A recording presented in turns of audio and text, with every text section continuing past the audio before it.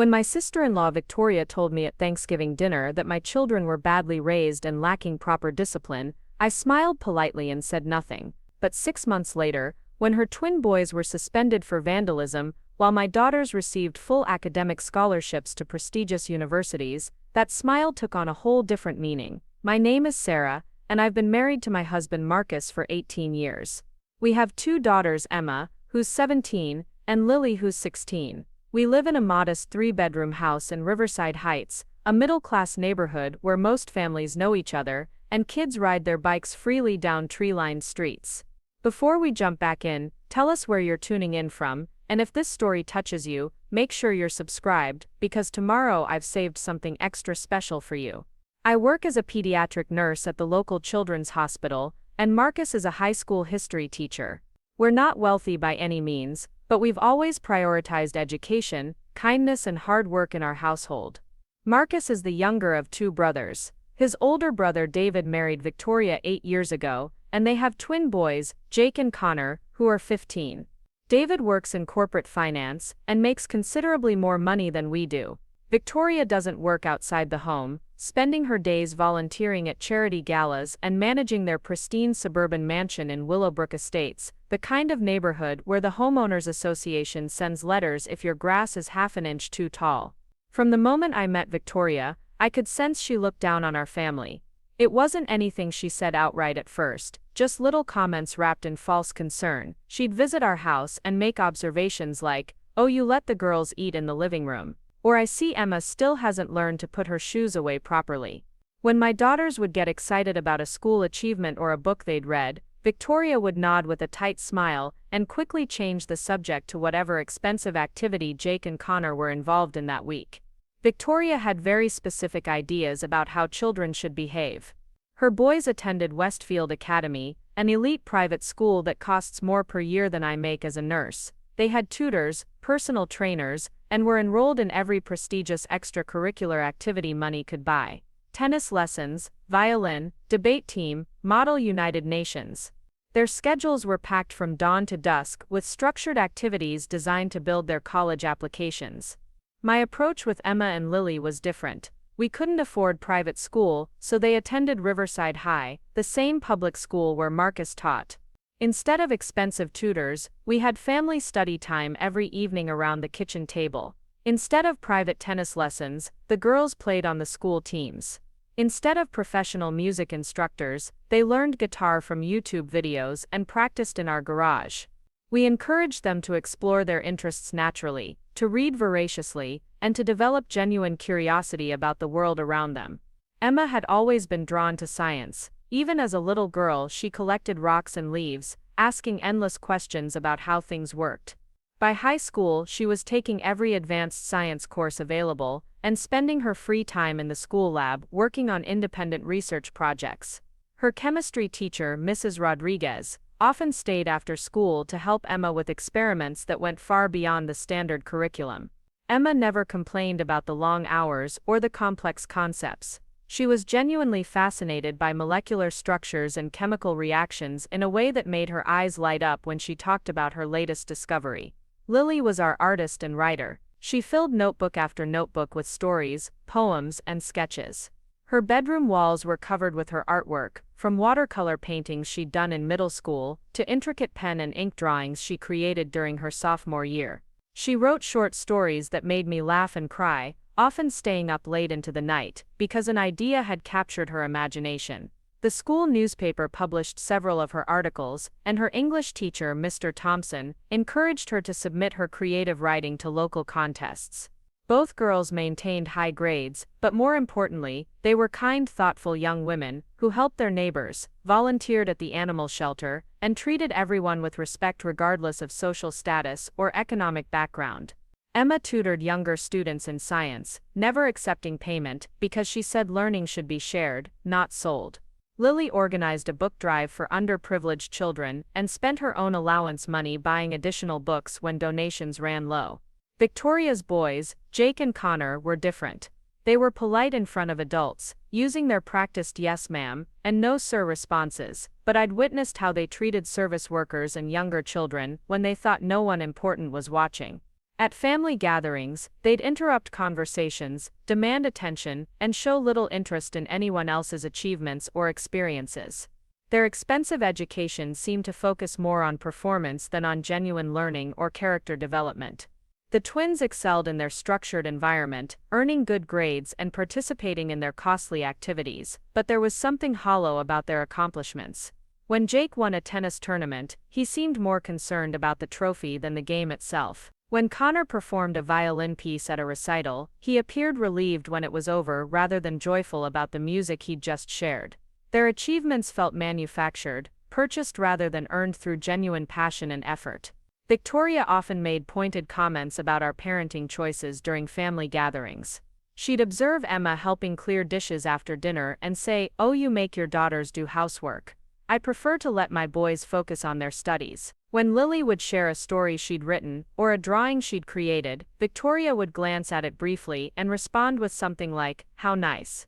Jake and Connor are too busy with their advanced placement courses for creative hobbies. The underlying message was always clear: we were doing everything wrong, and our children would suffer for our poor choices. Victoria believed that love meant providing every possible advantage money could buy, while discipline meant rigid schedules and constant supervision. She couldn't understand how we could be confident in our children's futures without private schools, expensive tutors, and professionally managed extracurricular activities. Marcus tried to keep the peace between his brother's family and ours, but I could see the tension building over the years. David loved his brother but seemed embarrassed by our modest lifestyle and different priorities. During family conversations, he'd steer topics toward safe subjects, like sports or weather, clearly uncomfortable when discussions touched on parenting philosophies or educational choices. He supported Victoria's views more through silence than active agreement, but his lack of defense for our family spoke volumes about where his loyalties lay. The criticism wasn't limited to our parenting styles. Victoria regularly commented on our house, our cars, and our family vacations. When we'd return from a camping trip to state parks, she'd share photos from their latest resort vacation in Hawaii or Europe. When Emma and Lily wore clothes from Target or the local mall, Victoria would mention the designer outfits she'd purchased for Jake and Connor. Every conversation became an opportunity for her to highlight what she saw as the inadequacies of our choices and lifestyle. I tried to let these comments roll off my back, reminding myself that Victoria's need to feel superior probably stemmed from her own insecurities. But it became increasingly difficult to maintain my patience, especially when I saw how her attitude affected my daughters. Emma and Lily never complained directly, but I noticed they became quieter during family gatherings, less likely to share their achievements or excitement about their interests. They seemed to internalize the message that their accomplishments weren't as valuable as their cousins' expensive activities and prestigious school recognition. The breaking point came during Thanksgiving dinner last year. We were all gathered at David and Victoria's house, their dining room table set with expensive china and crystal glasses that reflected the light from their ornate chandelier. The conversation had turned to college planning, as Emma was a junior and beginning to think seriously about her future. She'd been working with her school counselor to identify universities with strong science programs, focusing on schools where her academic merit might earn her scholarship opportunities. Emma was excited about a research project she'd been conducting with her chemistry teacher, something involving water purification methods that could be applied in developing countries. She'd spent months on the research, staying after school almost every day, and her findings were genuinely impressive. The local science fair had selected her project as a finalist, and she was hoping to present her work at the regional competition in the spring. As Emma enthusiastically described her research, explaining the chemical processes and potential applications in language that made complex concepts accessible to our family audience, I felt the familiar surge of pride that comes from watching your child pursue something they're genuinely passionate about. Marcus was asking thoughtful questions, and even David seemed interested in the practical applications of her work. But Victoria sat silently, her expression growing more pinched with each detail Emma shared. When Emma finished explaining her project and the upcoming competition, Victoria set down her wine glass with a sharp clink against the table and said, "Well, that's certainly ambitious for a public school student." The words hung in the air like a challenge. Emma's face flushed, but she maintained her composure and thanked Victoria politely. I felt my jaw tighten, but I forced myself to stay quiet, not wanting to create a scene during what was supposed to be a family celebration.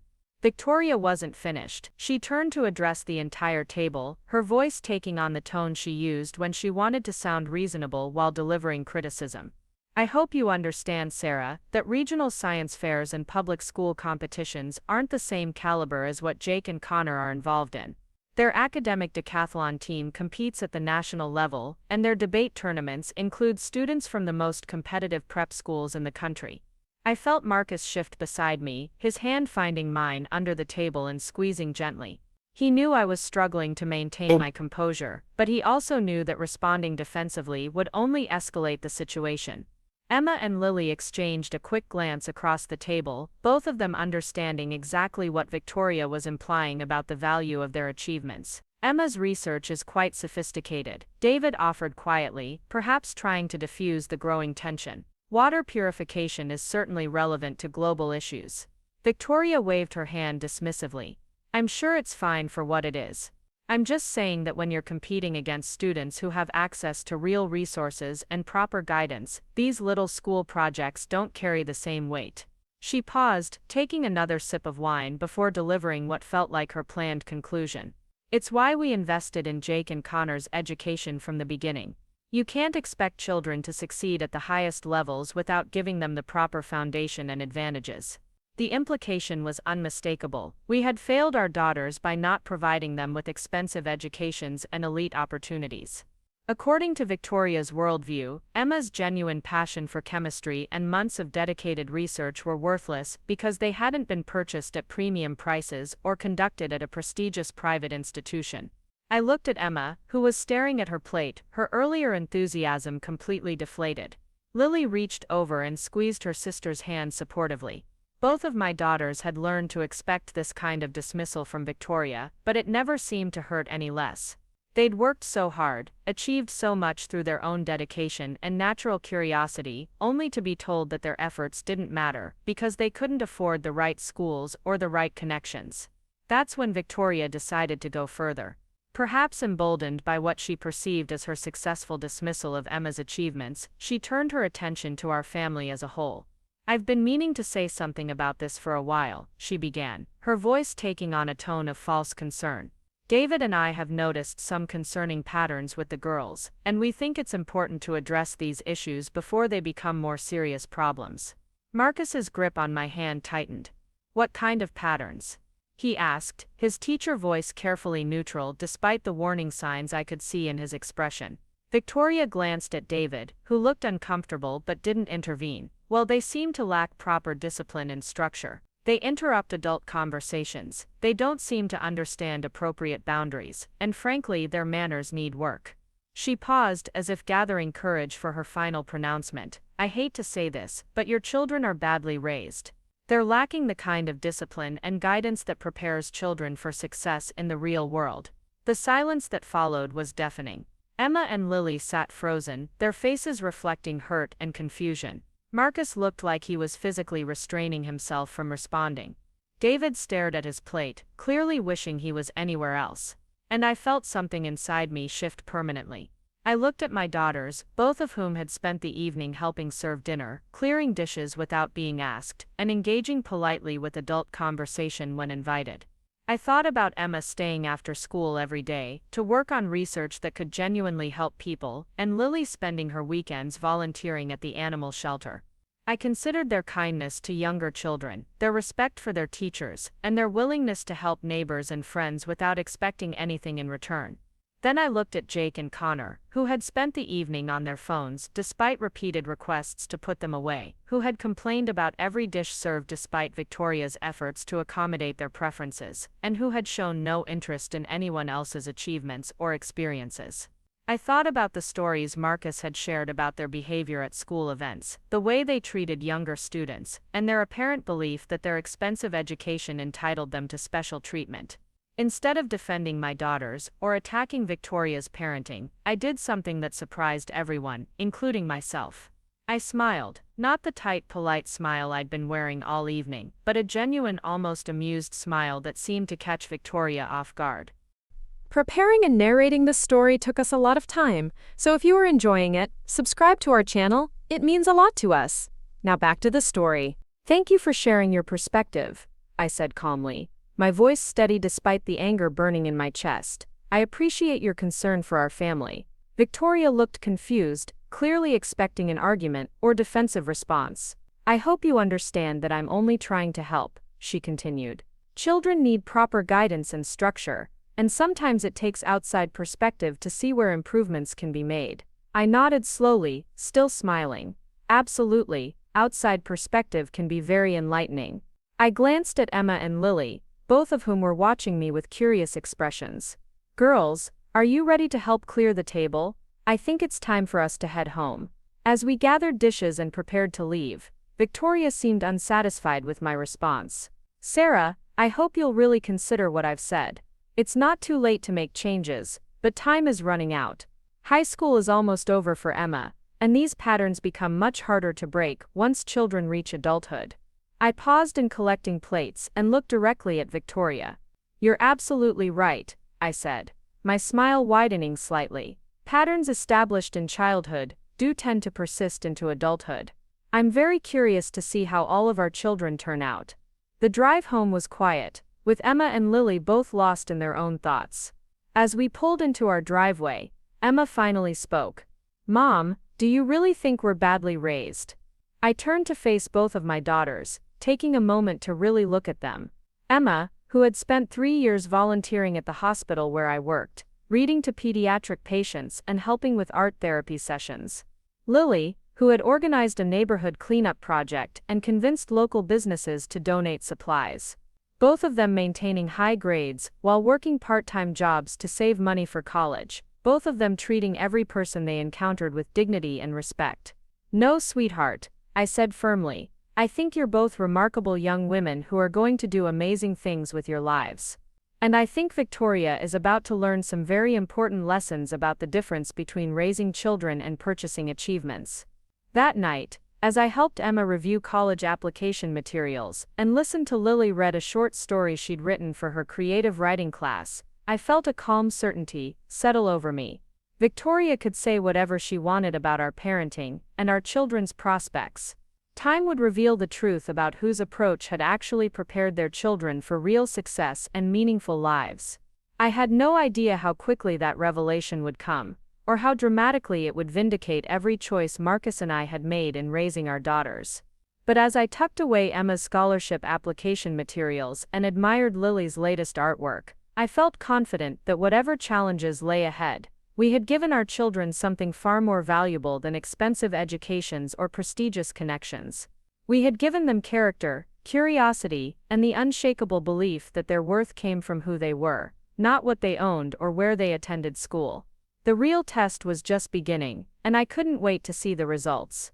3 weeks after Victoria's Thanksgiving declaration, the first crack appeared in her perfect facade, when I received a phone call from David at 7:30 on a Tuesday morning. I was already at the hospital, reviewing patient charts before my shift started, when my phone buzzed with his name on the caller ID. Sarah, he said, without preamble, his voice strained in a way I'd never heard before. I need to ask you something, and I need you to be honest with me. I stepped into an empty conference room, closing the door behind me. What's going on, David? There was a long pause. How do you and Marcus handle discipline at your house? I mean real consequences for serious mistakes. The question caught me off guard. David had never asked for parenting advice before, especially not with the urgent tone I was hearing in his voice. Why are you asking? Just please. I need to know how you would handle a situation where your kids made a really poor decision, something that affects other people. I set down my coffee and gave him my full attention. David, what happened? Another pause, longer this time. Jake and Connor were caught cheating on their midterm exams. Not just copying answers, but they had somehow gotten access to the actual test questions ahead of time, and shared them with 3 other students. The whole thing is a mess. My stomach dropped. Oh no, when did this happen? Yesterday. The headmaster called us in for a meeting this afternoon. Apparently, one of the other students confessed when they were questioned about suspicious similarities in their answers. David's voice cracked slightly. She's not handling this well. She keeps insisting there must be some mistake, that our boys would never do something like this. I chose my words carefully. What are you thinking in terms of consequences? That's just it. I don't know. At Westfield Academy, this kind of academic dishonesty usually results in automatic suspension, possibly expulsion. But Victoria is already talking about hiring lawyers, claiming the school didn't follow proper procedures, arguing that the boys were under too much pressure and made an understandable mistake. The picture was becoming clearer. What do you think should happen? David was quiet for so long I thought the call had dropped. Finally he said, I think they should face the consequences. I think this is exactly the kind of situation where excuses and legal maneuvering send the wrong message. But Victoria, she sees this as an attack on everything we've worked to build for them. I understood his dilemma. David, can I ask you something? Do Jake and Connor understand what they did wrong? I tried talking to them separately last night.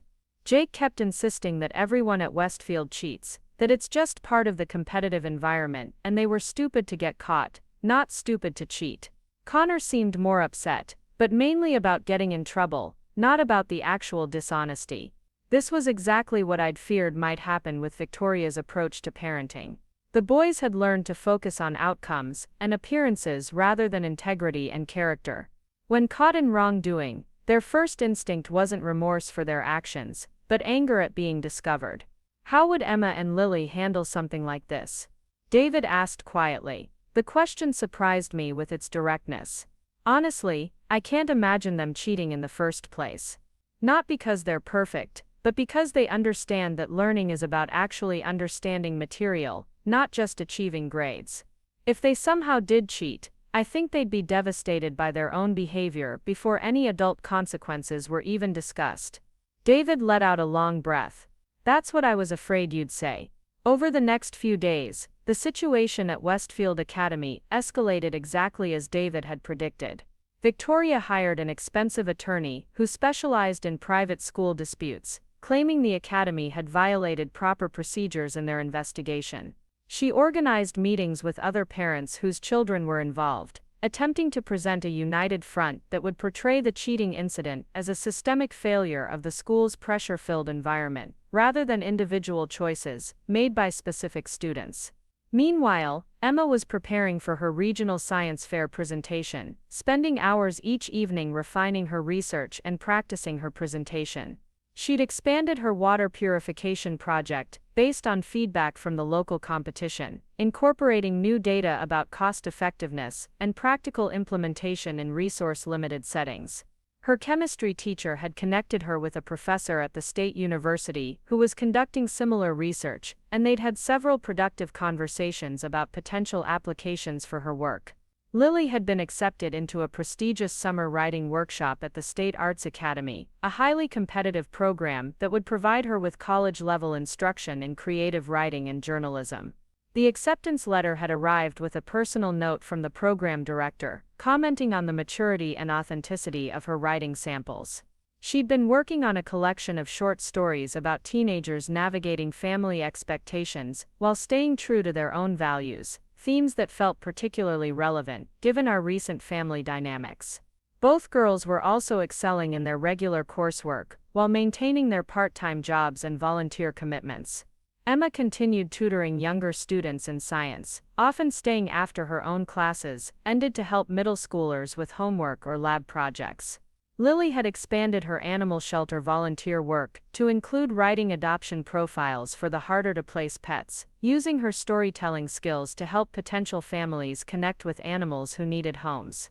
I watched my daughters navigate their busy schedules with grace and purpose, balancing academic achievement with genuine care for others, and I felt increasingly confident that Marcus and I had made the right choices in how we'd raised them.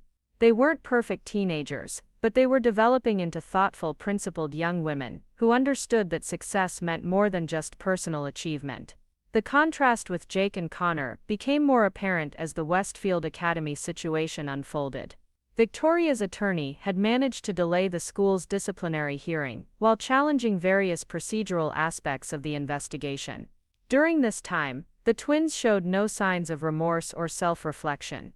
Instead, they seemed to view the entire situation as an inconvenience that adults were handling for them, confident that their parents' resources and connections would make the problem disappear. Marcus came home from school one afternoon, with a troubled expression. As a teacher himself, he'd been following the Westfield situation with professional interest, and he'd heard disturbing details from colleagues who had connections to the private school community. The other students involved in the cheating incident have been cooperative with the investigation, he told me as we prepared dinner together. Most of them seem genuinely remorseful and are accepting whatever consequences the school determines. But Jake and Connor's attorney is advising them not to participate in any discussions with school officials, claiming it could jeopardize their legal position. I paused in chopping vegetables. They're treating academic dishonesty like a criminal case. Worse than that, Victoria apparently told some of the other parents that if their children cooperate with the school's investigation, she'll consider legal action against them for implicating Jake and Connor. Marcus shook his head. She's turning what should be a learning experience about integrity into a battle about power and resources. The situation came to a head 3 weeks later, when Westfield Academy's disciplinary committee reached their decision.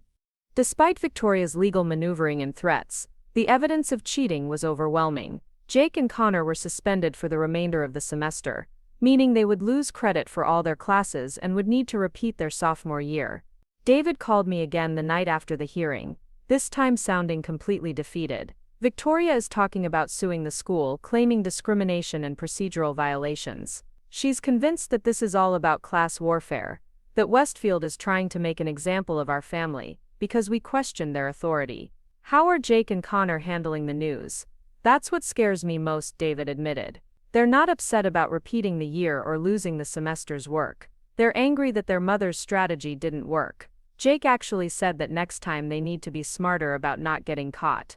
The implications of this response were chilling. The twins hadn't learned that cheating was wrong, they'd learned that getting caught was the only real problem. Victoria's attempts to shield them from consequences had reinforced their belief that rules were obstacles to be circumvented rather than principles to guide behavior. David, I said carefully, what do you want to happen now? I want them to understand that actions have consequences. I want them to take responsibility for their choices and learn from this experience.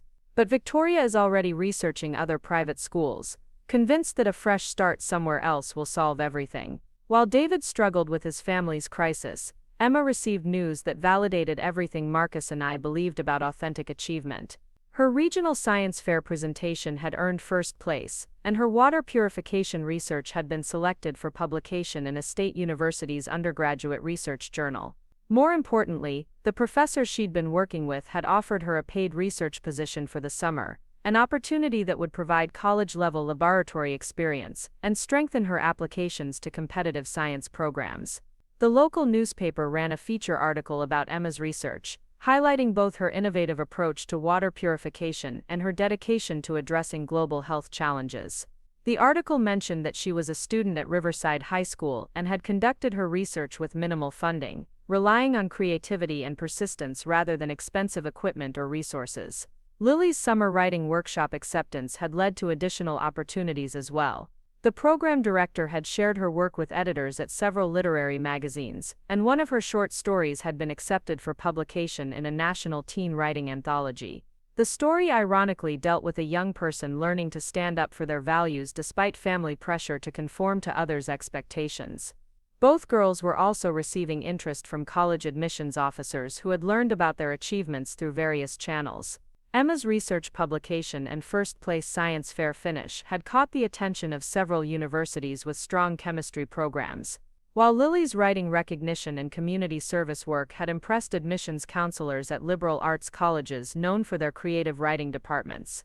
Victoria's response to our daughter's successes was predictably dismissive. When David mentioned Emma's science fair victory during a family phone call, Victoria's voice came through the speaker with its familiar condescending tone. "Well, I suppose regional competitions are nice for public school students. It's a shame she doesn't have access to the kind of national-level opportunities that Jake and Connor participate in." The irony was lost on her completely. While Jake and Connor faced academic suspension for dishonesty, Emma was being published in university journals for original research. While the twins were focused on avoiding consequences for their poor choices, Lily was being recognized for writing that explored themes of integrity and moral courage. Marcus and I began to see a pattern in Victoria's worldview that we'd never fully understood before. She genuinely believed that expensive opportunities were more valuable than authentic achievements, that purchased advantages were more meaningful than earned recognition. In her mind, Jake and Connor's participation in costly debate tournaments and academic decathlons was inherently superior to Emma and Lily's self-motivated learning and community service, regardless of actual outcomes or personal growth. This perspective became even clearer when Victoria decided to escalate her conflict with Westfield Academy. By picking up trash on the highway, Connor added bitterly. Meanwhile, Emma gets to work in fancy labs with college professors. It's totally unfair. The twins' resentment was palpable, and it was clearly directed not at their own choices but at what they perceived as our family's undeserved advantages. They had learned nothing from their cheating scandal except that consequences were unfair and that other people's success diminished their own worth. Lily, who had been quietly observing the interaction while helping serve food to our guests, decided to address her cousins directly. "You know, the community service sounds really meaningful. I volunteer at the animal shelter and the literacy center, and it's some of the most rewarding work I do. Maybe you'll discover something you're passionate about through your service requirements." Victoria's response was swift and vicious. "That's very sweet, Lily, but there's a difference between choosing to volunteer and being forced into manual labor as punishment. Your cousins are being required to perform menial tasks because adults have failed to understand their potential." The statement hung in the air like a toxic cloud, revealing everything about Victoria's worldview in a single sentence. She saw community service as beneath her sons, manual labor as punishment rather than contribution, and her children's disciplinary requirements as evidence of adult failure rather than natural consequences for their actions.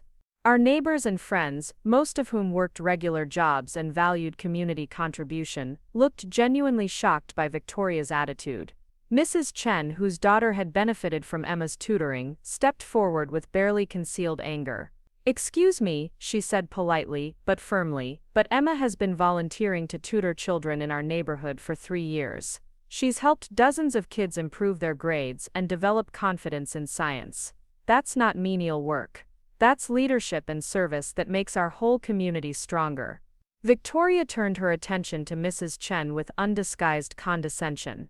"I'm sure Emma's help has been appreciated, but there's a difference between charity work and preparing for serious academic and professional opportunities. Emma's tutoring, while nice, doesn't provide the kind of networking and credential building that selective colleges really value." I felt something snap inside me. For years I had tolerated Victoria's subtle insults and veiled criticisms, always choosing peace over confrontation for the sake of family harmony. But watching her dismiss my daughter's genuine service and character development as worthless charity work while defending her son's punishment as unfair treatment was more than I could bear. "Victoria," I said, my voice calm but carrying an edge that made everyone in the backyard turn to listen, "I think there's been a fundamental misunderstanding about what success actually looks like." She raised an eyebrow, clearly prepared for whatever defensive response she thought was coming. "What do you mean? You told us last Thanksgiving that our children were badly raised and lacked proper discipline. You suggested that your boys were better prepared for success because of their expensive education and structured opportunities." I paused, making sure I had everyone's attention, including Jake and Connor. "I think it's time we examined how that prediction has worked out." Victoria's eyes narrowed dangerously. "I don't know what you're implying." "I'm not implying anything. I'm stating facts." I gestured toward Emma, who was standing quietly beside her scholarship certificate that we'd framed for the celebration. Emma is valedictorian of her graduating class, has earned a full scholarship to a prestigious university research program, and has been published in academic journals for her original research.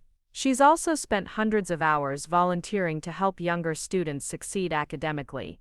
I turned toward Lily. Lily has been accepted to one of the most competitive creative writing programs in the country, also on full scholarship. She's been published in national publications, and she's created literacy programs that have helped dozens of children in our community learn to read. Victoria's face was flushing red, but I wasn't finished. Both girls have earned these opportunities through their own effort, integrity, and commitment to using their talents to help others. They've never cheated, never cut corners, and never expected their achievements to be purchased or managed by adults. I looked directly at Jake and Connor, who were staring at the ground. Can you say the same about your sons? The silence that followed was deafening. David looked like he wanted to disappear entirely. Jake and Connor seemed to shrink into themselves, perhaps finally understanding how their behavior appeared to others. And Victoria looked like she was about to explode with rage. "How dare you," she hissed, abandoning all pretense of civility. "How dare you judge my parenting and my children based on one mistake? Jake and Connor have opportunities and connections that your daughters will never have access to. They attend schools that cost more per year than you make. They have tutors and coaches and mentors that money can't buy for public school students. And what has all that money bought them?" I asked quietly. "Academic suspension for cheating, mandatory community service, a reputation for dishonesty that will follow them to every college application and job interview for the rest of their lives." Victoria's voice rose to a shrill pitch that could probably be heard by our neighbors 2 houses down. "You think you're so superior with your little scholarships and your community service projects. But you have no idea what the real world is like. When Emma and Lily are competing against students from elite institutions, when they're trying to build careers without connections or family resources, they'll understand what you've cost them with your naive approach to parenting. What I've cost them." I felt my own voice rising now, years of suppressed frustration finally finding release. "Victoria, my daughters have learned to earn their achievements through genuine effort and integrity. They've developed character, compassion, and the ability to contribute meaningfully to their communities. What exactly have you taught your sons except that rules don't apply to them and that failure can always be someone else's fault?" David finally found his voice. "Sarah, Victoria, please, this isn't helping anyone." But Victoria was beyond restraint now. "You know what, Sarah, you're right. Let's examine the results. In 5 years, when Emma is struggling through graduate school without family connections to help her find internships or research opportunities, and when Lily is working at some small-town newspaper because she doesn't have the networking advantages to compete for positions at major publications, you'll see what your principals have gotten you." She paused to catch her breath, her face now completely flushed with anger. "And when Jake and Connor are leveraging their elite education and family connections to build successful careers in finance and law, when they're living in beautiful homes and sending their own children to the best schools money can buy, you'll realize that idealism doesn't pay the bills." I looked at this woman who had spent years undermining my daughters and dismissing our family's values, and I felt a strange sense of calm settle over me. "Victoria, you still don't understand what success actually means. You think it's about money and status and expensive schools. But success is about character, integrity, and the ability to contribute something meaningful to the world." I gestured toward our backyard full of neighbors, teachers, and friends who had come to celebrate Emma and Lily's achievements. "Look around you. These people are here because they've seen what kind of young women my daughters are becoming. They're here because Emma and Lily have earned their respect and admiration through years of kindness, hard work, and genuine care for others." Victoria looked around at our guests, most of whom were now openly glaring at her with disapproval. "These people don't matter in the real world," she said desperately. "Community approval doesn't translate to career success or financial security." "Maybe not," I admitted. "But it translates to something far more valuable. It translates to the knowledge that you've lived with integrity and made the world a little bit better through your presence in it." I took a step closer to Victoria, lowering my voice so that our conversation became more personal despite the public setting. "Your sons are going to spend their lives trying to recover from the lessons you've taught them. They believe that success is something that can be purchased, that rules are for other people, and that their worth comes from external validation rather than internal character. That's not preparation for success, Victoria. That's preparation for a lifetime of disappointment and shallow relationships." Victoria stared at me for a long moment, her anger slowly giving way to something that looked almost like fear. Perhaps she was beginning to recognize the truth in my words, or perhaps she was simply realizing that her worldview was being rejected by everyone around her. "We're leaving," she announced abruptly, turning toward Jake and Connor. Boys, get in the car. We don't need to stay here and listen to this self-righteous lecture from someone who has no idea what she's talking about. As they walked toward their SUV, Jake looked back over his shoulder at Emma, who was being congratulated by another neighbor on her scholarship. The expression on his face was complex, containing what looked like regret, envy, and perhaps the first glimmer of understanding about the choices he'd made and their consequences. David paused before following his family to the car, turning back to Marcus and me with genuine sadness in his eyes. "I'm sorry about this," he said quietly. "You're raising remarkable daughters, and you should be proud of everything they've accomplished." He looked toward Emma and Lily, both of whom were graciously accepting congratulations from our guests despite the uncomfortable scene that had just unfolded. "I hope someday my boys will understand what real success looks like." After they left, the atmosphere in our backyard gradually returned to celebration, but I found myself reflecting on Victoria's predictions about my daughter's futures. She was probably right that Emma and Lily would face challenges that students from elite institutions might not encounter. They would need to work harder to prove themselves, to build their own networks, to create opportunities rather than inheriting them. But as I watched Emma excitedly discussing her research plans with our neighbor who worked as an engineer, and as I listened to Lily reading one of her short stories to a group of interested adults, I realized that Victoria had fundamentally misunderstood what kind of preparation our daughters had received for those challenges. Emma and Lily had learned to find mentors based on shared interests and mutual respect rather than family connections. They had developed the ability to create value through their own efforts and to build relationships based on genuine contribution rather than social status. Most importantly, they had internalized the understanding that their worth came from who they were and how they treated others, not from external achievements or possessions. These were exactly the qualities that would serve them well in whatever challenges lay ahead.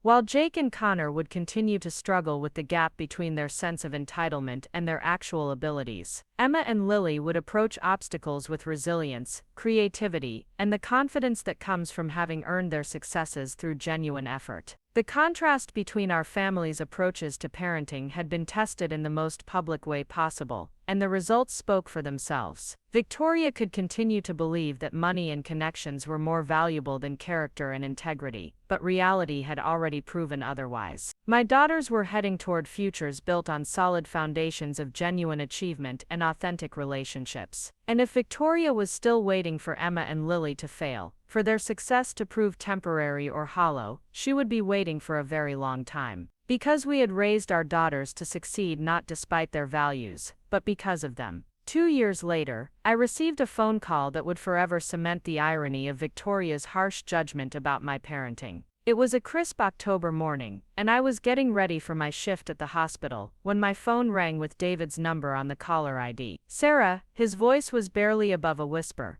"I need to tell you something, and I need you to hear it from me before anyone else does." My heart rate immediately quickened. "David, what's wrong?" Jake was arrested last night. He and 3 other students were caught breaking into their chemistry lab at Ashford Preparatory. They were trying to steal equipment to sell online. The security cameras caught everything. I sank into my kitchen chair, processing this information. "Oh my God, David. Is he okay? Are you okay?" "Physically, he's fine. But Sarah, this isn't his first incident. There have been other problems at school that Victoria and I have been trying to handle privately. Plagiarism on essays, conflicts with teachers, inappropriate behavior toward female students. The administration has been patient because of our donations to the school, but this criminal activity is the final straw." The pattern was becoming devastatingly clear. Without real consequences for the cheating incident at Westfield, Jake had learned that rules were merely suggestions and that his family's money could solve any problem. Each time Victoria had intervened to protect him from accountability, she had inadvertently taught him that integrity was optional. "Where's Victoria in all this?" I asked carefully. David let out a bitter laugh. "She's already contacted 3 different attorneys and is researching schools in Switzerland. She thinks if we can get Jake out of the country for a year, this will all blow over and he can return with a clean slate. And Connor, that's the other reason I'm calling. Connor has been accepted to a community college program for students with learning differences. It turns out he's been struggling academically for years, but we were so focused on maintaining appearances that we never got him properly evaluated, or the support he actually needed." I felt a wave of sadness for Connor, who had apparently been suffering in silence while his parents orchestrated expensive interventions that addressed symptoms rather than underlying issues. How is he doing with the transition? Better than any of us expected. He's actually thriving in an environment where he doesn't have to compete with Jake or live up to unrealistic expectations. His teachers say he's thoughtful, hard-working, and genuinely curious about learning when he's not under pressure to perform at levels that don't match his abilities. This news about Connor offered a glimmer of hope in an otherwise tragic situation. Perhaps away from Victoria's management and Jake's shadow, he might finally discover his authentic self and develop genuine confidence based on his actual strengths. David, I'm so sorry your family is going through this. Is there anything Marcus or I can do to help? Actually, that's why I called. Connor has been asking about Emma and Lily. He wants to know how they managed to be so successful without all the advantages we thought were necessary. He's been following Emma's research work online and reading Lily's published articles. He seems to genuinely admire what they've accomplished. The request caught me off guard. After years of Victoria's criticism and the twins' apparent disinterest in our daughter's achievements, Connor's curiosity about their approach to success felt both surprising and encouraging. Of course, I said without hesitation. Emma is home for fall break next week, and Lily would love to talk with Connor about writing and college preparation. Maybe we could have dinner together. I'd like that very much. She's not in a good place right now. She's convinced that everything that's happening is part of some conspiracy against our family. She's lost perspective on what's really important. After we hung up, I sat in my kitchen thinking about the dramatic reversal of circumstances since Victoria's Thanksgiving declaration. Emma was in her sophomore year at university, conducting research that had already attracted attention from environmental organizations around the world. Her water purification work had been featured in several academic conferences, and she'd been invited to present her findings to a United Nations committee focused on global health initiatives. Lily was excelling in her journalism program, having published investigative pieces in regional newspapers and literary journals. Her writing combined technical skill with genuine empathy for her subjects, whether she was profiling local community leaders or exploring social issues affecting young people. Several major publications had approached her about internship opportunities, impressed by both her talent and her integrity. Both girls had developed exactly the kind of authentic success that Victoria had claimed was impossible without expensive advantages and family connections. They were building reputations based on merit, forming relationships based on mutual respect, and creating opportunities through genuine contribution rather than inherited privilege. The contrast with Jake's trajectory couldn't have been more stark. Despite every expensive intervention and protective measure Victoria had employed, he had continued to make increasingly poor choices that reflected fundamental gaps in character development. Each time his parents had shielded him from natural consequences, they had robbed him of opportunities to learn, grow, and develop genuine resilience. Connor's situation offered a different but equally instructive lesson. His struggles in elite academic environments hadn't reflected inability or laziness, but rather a mismatch between his learning style and the rigid expectations imposed by his parents' ambitions. Once placed in an environment that supported his actual needs rather than his parents' image, he began to flourish. When Connor joined us for dinner the following week, I was struck by how different he seemed from the sullen teenager who had accompanied his parents to Emma's graduation celebration. Away from Jake's influence and Victoria's pressure, he appeared more relaxed and genuinely curious about the world around him. "I've been reading about Emma's water purification research," he told us over dessert. "I never understood before that chemistry could be used to solve real-world problems." At Westfield and Ashford, science classes always felt like abstract competitions rather than tools for actually helping people. Emma's face lit up as she explained her current projects and the potential applications for communities without access to clean water.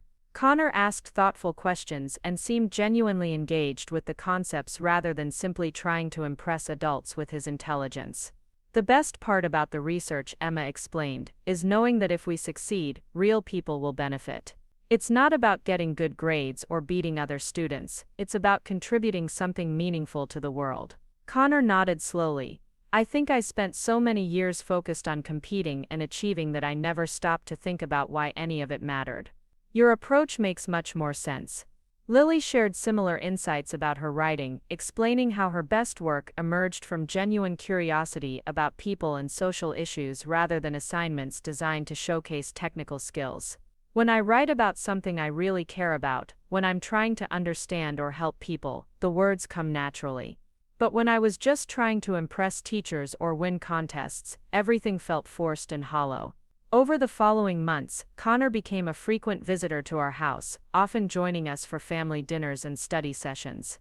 He began taking classes at the community college that aligned with his interests rather than his parents' expectations, discovering a passion for environmental science and sustainable agriculture that surprised everyone, including himself. Meanwhile, Jake's situation continued to deteriorate despite Victoria's increasingly desperate interventions. The criminal charges from the break-in had led to probation and community service requirements, but rather than viewing this as an opportunity for redemption, Jake seemed to interpret it as further evidence that the world was unfairly aligned against him. Victoria eventually did send Jake to an expensive boarding program in Switzerland, convinced that a change of scenery would solve his behavioral problems. However, within 3 months, he had been dismissed from that program as well for violating their honor code. The pattern of entitlement, dishonesty, and blame-shifting had become so ingrained that no amount of external intervention could address the underlying character issues. David filed for divorce that spring, finally acknowledging that his marriage to Victoria had become irreparably damaged by their fundamental disagreements about parenting and values. In court documents that later became public, he cited Victoria's refusal to allow their children to face appropriate consequences for their actions as a primary factor in the breakdown of their relationship. She turned every mistake into someone else's fault, David confided to Marcus during one of their regular coffee meetings. Jake never learned to take responsibility for anything because Victoria always provided him with excuses and escape routes. I finally realized that staying married to her meant enabling behavior that was ultimately harmful to our sons. Connor chose to live with his father, continuing his studies at community college and working part-time at an environmental consulting firm. He had found his footing in an environment that valued effort and authentic learning over prestige and performance. His grades were solid, his relationships with peers and instructors were respectful, and he had developed genuine confidence based on real accomplishments. Jake remained with Victoria, who continued to believe that his problems stemmed from inadequate resources and unfair treatment rather than character flaws that required serious intervention. They moved to another state, where Victoria hoped Jake could start fresh at yet another expensive private school, but early reports suggested the same patterns were already emerging. 3 years after Victoria's Thanksgiving dinner pronouncement about my badly raised daughters, the final vindication came in a form that even she couldn't dismiss or reframe. Emma was selected as a Rhodes Scholar finalist, one of only 32 American students chosen for the prestigious program that would fund her graduate studies at Oxford University. The selection was based not only on academic achievement but also on character, leadership potential, and commitment to service. Lily received the Hearst Journalism Award for a series of investigative articles she had written about educational inequality in rural communities. The award recognized both the technical excellence of her reporting and her dedication to using journalism to advocate for social justice. Several major newspapers had already offered her positions upon graduation, impressed by her combination of professional skill and ethical integrity. These achievements represented exactly the kind of recognition that Victoria had insisted was impossible for children raised without elite advantages and extensive family connections. The Rhodes Scholarship and Hearst Award were among the most competitive honors available to young Americans, awarded based on merit alone and impossible to purchase or manipulate through family influence. When news of Emma's Rhodes Scholarship reached our extended family, I received a brief text message from Victoria that simply read, "Congratulations to Emma on her achievement." There was no acknowledgement of her previous criticisms, no reflection on how dramatically wrong her predictions had been, and no apology for the years of condescension and dismissive comments about our parenting approach. But the message itself represented a kind of surrender, a tacit admission that our daughters had indeed been raised well and had achieved the kind of authentic success that Victoria had claimed was impossible. Connor, who had maintained contact with Emma and Lily throughout his own transformation, sent a more meaningful response. Emma and Lily have taught me what real success looks like, he wrote. It's not about having the most expensive opportunities or the best connections. It's about working hard, treating people with respect, and using your talents to make the world better. Thank you for showing me a different way to think about achievement and character. As I reflect on this entire experience, I realize that Victoria's harsh judgment at Thanksgiving dinner actually provided our family with an unexpected gift. Her prediction that our children were badly raised and destined for failure had motivated us to examine our values and approach to parenting with renewed intentionality. Every time Victoria had dismissed our daughter's achievements as insufficient or temporary, we had responded by supporting Emma and Lily's authentic interests and encouraging their genuine curiosity about learning and service. Rather than being intimidated by Victoria's criticism, we had doubled down on the principles that guided our family: integrity, compassion, hard work, and the belief that success meant contributing positively to the world around us. The contrast between our daughter's outcomes and Jake's trajectory had vindicated our approach in the most concrete way possible. Emma and Lily had earned recognition from the most prestigious institutions in the world, not through family connections or purchased advantages, but through years of dedicated effort and authentic achievement. Their success was built on solid foundations that would support them throughout their lives, regardless of external circumstances or challenges. Victoria's approach had produced the opposite result. Despite every expensive intervention and protective measure, Jake had developed patterns of behavior that would likely limit his opportunities for genuine success and meaningful relationships throughout his life. Her refusal to allow him to face appropriate consequences had robbed him of chances to develop resilience, integrity, and authentic confidence. Connor's transformation offered hope that it's never too late to change course, that even young people who have been raised with misguided priorities can discover their authentic selves and develop genuine character when given appropriate support and expectations. Today, as Emma prepares for her Rhodes Scholarship experience at Oxford and Lily begins her career as a professional journalist, I think about Victoria's question from that Thanksgiving dinner, whether our children were being prepared for success in the real world. The answer has proven to be an emphatic yes, but not in the way Victoria had defined success. Our daughters are succeeding because they understand that real achievement comes from integrity, service, and authentic contribution rather than from purchased advantages or social connections. They're thriving because they've developed the character, resilience, and genuine competence that enable them to create their own opportunities and build meaningful relationships wherever they go. Victoria may never acknowledge that her assessment of our parenting was fundamentally wrong, but the evidence speaks for itself. Sometimes the most powerful vindication comes not from arguments or confrontations, but from simply living your values and trusting that authentic success will reveal itself over time. Up next, you've got 2 more standout stories right on your screen. If this one hit the mark, you won't want to pass these up, just click and check them out.